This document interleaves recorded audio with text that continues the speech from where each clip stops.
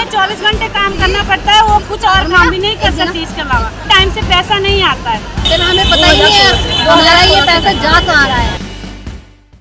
नमस्कार, स्वागत है आप सभी का केबीसी न्यूज में। मैं हूं आपके साथ शिवानी। उत्तराखंड के देहरादून की आंगनबाड़ी महिलाओं ने कल देहरादून डीएम कार्यालय में डीएम को ज्ञापन सौंपा, जिसमें आंगनबाड़ी कार्यकर्ताओं ने नारेबाजी करते हुए अपना आक्रोश भी प्रकट किया और अपनी कई मांगों को रखा।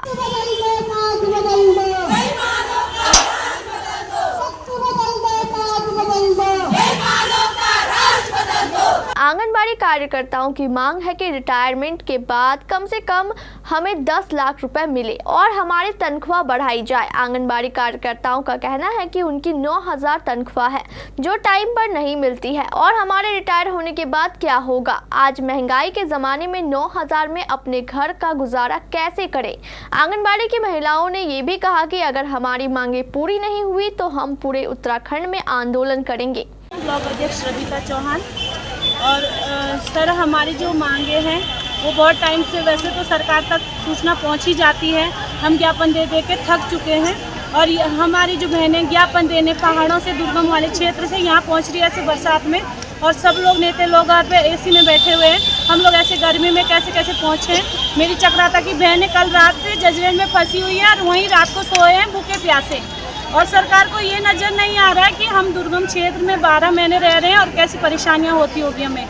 9,000 सर हमें मानदेय मिलता है, वो भी टाइम पे नहीं मिलता है, वो भी कभी 2,000 डाले कभी 4,000 डाले, हमें ये पता नहीं होता कब का मानदेय बढ़ाने के लिए सरकार के कानों तक कब से हम आवाज़ लगा रहे हैं, पर सरकार को हमारी आवाज़ सुनाई नहीं दे रही है। और कब से हम लोग ज्ञापन दे रहे हैं, ज्ञापन दे के हम क्या कर रहे हैं, अपना टाइम खराब कर रहे हैं। सरकार को तो समझ में नहीं आ रहा है कि हमारी परेशानी और काम। सर, हमें जब से बच्चा पेट में है तब से हमारे पास सारी सूचना रहती है, वो जी रहा है, मर रहा है, बैठ रहा है, खा रहा है, पी रहा है, खेल रहा है, सब कुछ हमसे सारा कुपोषित वो हमने देखना है। अगर कुछ भी अनहोनी हो जाती है तो हमारे ऊपर गांव वाले भी कार्रवाई करते हैं, वो तो करेगी, हमारा विभाग तो करेगा ही। तो सर 9,000 में हम अपने बच्चे की देख रेख कर सकते हैं। हमें लिखित में ये दे सरकार की, इस तरह से इतने से पैसों में तुम्हारे बच्चे भी पढ़ जाएंगे, तुम्हारा पेट भी भर जाएगा और दुख सुख भी देखे जाएंगे। तो सर, सरकार को हम यही सूचना देना चाहते हैं कि जल्दी से जल्दी हमारा मानदेय बढ़ा दिया जाए। और जो ऐप निकाल रहे हैं ये, जैसे पोषण ट्रैकर है, पहले कॉम केयर निकाला था, इसको भी सही सुचारू रूप से चलाने के लिए बोला जाए हमारे विभाग में, हमारे अधिकारियों को। अगर सर आप लोग रिचार्ज का पैसा नहीं डालते हैं तो हम काम कैसे करेंगे। चलो, जो जिनके तो घर में कर्मचारी है, कोई भी कमाने वाला है, वो तो रिचार्ज करवा लेगी। जिसका पेट 9,000 से पल रहा है वो रिचार्ज कहाँ से करेगी जब तुम तीसरे महीने में सैलरी डालोगे, मानदेय डालोगे हमारा। तो सर, हमें टाइम से हर पैसा चाहिए।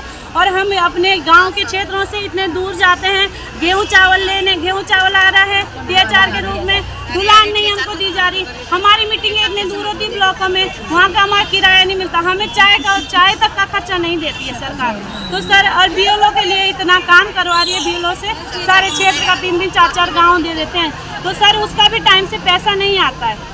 हमारी जो मेन प्रॉब्लम है वो लड़कियों की ये है कि सबसे ज़्यादा मान्यता जो दी गई है विधवाओं को दी गई है, जिसका कोई सहारा नहीं है, वो अपना घर कैसे चलाएगी सर। और 9,000 में हमें 24 घंटे काम करना पड़ता है, वो कुछ और काम भी नहीं कर सकती इसके अलावा। 10 बजे रात को भी ऐसे बोलते 10 मिनट में रिपोर्ट दो, ये रिपोर्ट दो, हमें उठ के सारा काम छोड़ना पड़ता है। यहाँ तक कि हम बच्चों को भी छोड़ देते हैं अपने, तब रिपोर्ट बनाते हैं और तब हम अपने अधिकारी तक पहुँचाते हैं। तो सर, इस पर जल्दी से गौर किया जाए। अगर हमारे मानदेय को लेकर जल्दी से सरकार कोई निर्णय नहीं निकालती है तो हम फिर से कार्य बहिष्कार करेंगे और ये सस्ता ही बंद करवा देंगे। हमें नहीं है 9,000 की जरूरत। ज्ञापन देने आए हैं हमारा, एक तो हमारी पोषण ट्रैकर को लेकर बहुत सारी समस्याएं हैं। पोषण ट्रैकर हमारा ठीक से काम नहीं करता, जिस वजह से लड़कियों का मानदेय निकलने में भी बड़ी दिक्कत हो रही है। फिर हम एक चीज़ हमारी ये है कि हमारा जो उसका पैसा इकट्ठा होता है, मतलब मानदेय से हमारा हर महीने जो 100 रुपये कटता है, उसका अभी तक कोई समिति नहीं बनी है हमारे लिए। तो हम उसके लिए भी आए हैं कि रिटायरमेंट पे हमें 10 लाख रुपया दिया जाए, जिससे हमारी बची कुची जो ज़िंदगी है वो ठीक ठाक से कट जाए, क्योंकि अभी तक जितनी भी महिलाएं हमारी रिटायर हुई 30,000 रुपये तक उन्हें नहीं मिला है, तो वो हमारी एक बहुत बड़ी समस्या है। फिर हमारी PMAY को लेकर बहुत सारी समस्याएं हैं कि एक तो ऑनलाइन सारा फीडिंग होती है और ऑनलाइन ठीक से काम कभी नेटवर्क नहीं करते तो कभी कुछ नहीं होता, तो ये सारी समस्याएं हमारे साथ। तो ये जो महिलाएं आपके साथ आई हैं पूरे उत्तराखंड की हैं कि देहरादून? ये देहरादून की है। आज जिला स्तर पे हमारा प्रदर्शन हुआ है ये, तो हमने हमारे जिले में आज प्रदर्शन हुआ है और हर जिलाधिकारी जी को ज्ञापन दिया था। अगर आपकी मांग पूरी नहीं होती 10 लाख की आप रिटायरमेंट की जो आपकी मांग है, तो इसको कहाँ तक कार्रवाई जाएगी आप लोगों को? ये हमारा पैसा है, सरकार को सोचना चाहिए कि हमें मानदेय कितना मिलता है। 9,000 में से वो 100 रुपये हमारा काटते हैं और कितने सालों से 10 साल लगभग हो गया है हमारा ये पैसा कटते ना, हमें पता ही नहीं है हमारा ये पैसा जा कहाँ रहा है। तो रिटायरमेंट के बाद कोई ऐसा लेटर नहीं मिलता जहाँ आपको 100 रुपये कहाँ जा रहा है, वो किस PDF में जा रहा, कहाँ जा रहा है?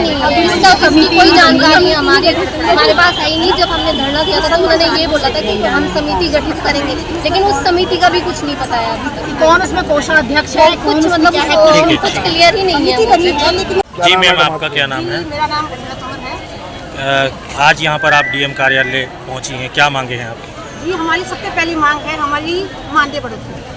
सर आप लोगों को मतलब देख लीजिए, आप लोग कहीं भी 9,000 में, अगर हम लोगों की ड्यूटी जो है 24 घंटे की, 10 बजे भी फ़ोन आता है हमको, रात के 10 बजे के बाद करें 10 बजे हम लोगों को फ़ोन आता है कि अभी रिपोर्ट बना के भेज दें। मतलब ये लगाइए लीजिए आप कि हमारी 24 घंटे की ड्यूटी होती है, लेकिन मानदेय है हमारा सिर्फ 10,000, सिर्फ मान वो भी। हाँ, 9,000 तो 9,000 रुपये में आप लोग लगा लीजिए कितना काम कर पाएंगे। इसके बावजूद भी हम लोग रात दिन कर रहे हैं और काम हमारा ऐसा कोई विभाग नहीं है जिनका हमारे पास काम है। स्वास्थ्य विभाग देखिए, समाज कल्याण देखिए, मतलब शिक्षा विभाग देखिए और खेलिए हमारा बाल। तो हम लोग चाहते हैं कि हमारा मानदेय बढ़ोतरी हो और ये पोषण ट्रैकर हमारी अटेंडेंस जो है वो रजिस्टर की वैलिड हो, ना कि पोषण ट्रैकर वाला। अगर पोषण ट्रैकर में हमारी अटेंडेंस नहीं लगती है तो हमारा मानदेय काट दिया जाता है। किसी के पास बैलेंस नहीं है, किसी के पास लेट नहीं है, किसी के पास पैसा नहीं है, किसी के पास उसमें डालने के लिए चार्ज नहीं है, और ये हमारी अटेंडेंस जो है वो पोषण ट्रैकर वाली देख रहे हैं। तो सर ये गलत बात है ना। आप लोग हमारे रजिस्टर पर चेक करिए, अगर हमारे रजिस्टर में हमारी अटेंडेंस कम आती है हमारा मानदेय आप बेशक काट दें, लेकिन पोषण ट्रैकर वाली अटेंडेंस है उसको मान्यता मत। उत्तराखंड के देहरादून से बॉबी राणा की रिपोर्ट KBC न्यूज़ के लिए।